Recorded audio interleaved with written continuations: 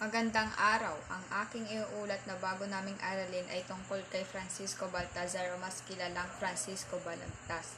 At ito ang aking nasaliksik. Isinilang ang makatang si Francisco Baltazar Balagtas noong 2 ng Abril 1788 sa Panginay Bigao, Bulacan na Balagtas na ngayon. Ang mga magulang niya ay sina Juan Balagtas at Juana de la Cruz. Noong siya ay nasa edad na upang mag-aral, ipinadala siya ng kanyang ina sa isang kamag-anak sa Tondo, Maynila. Nakapag-aral si Balagtas sa Kolehiyo de San Jose at Kolehiyo de San Juan de Letran. Naging sikat si Balagtas dahil sa kanyang isinulat dahil sa kabiguan sa pag-ibig.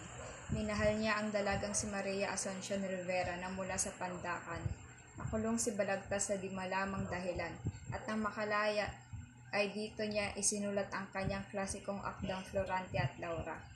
Ito rin ang panahon na mula sa Maynila ay ipinasya ni Balagtas na lumipat sa Udyong, Bataan. Dito niya nakilala si Juana Tiambeng na naging kabiyak niya. Mula sa isang marayang pamilya si Juana, nagkaroon sila ng 11 anak.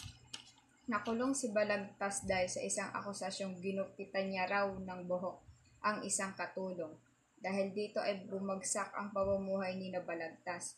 Habang nakapiit, ginugol ni Balagtas ang oras sa pagsusulat niya ng mga akdang komedya na itinanghal naman sa Teatro de Tondo. Pumanaw si Balagtas noong 20 ng Pebrero 1862. Ito po ang aking mga nasaliksik. Salamat sa pakikinig.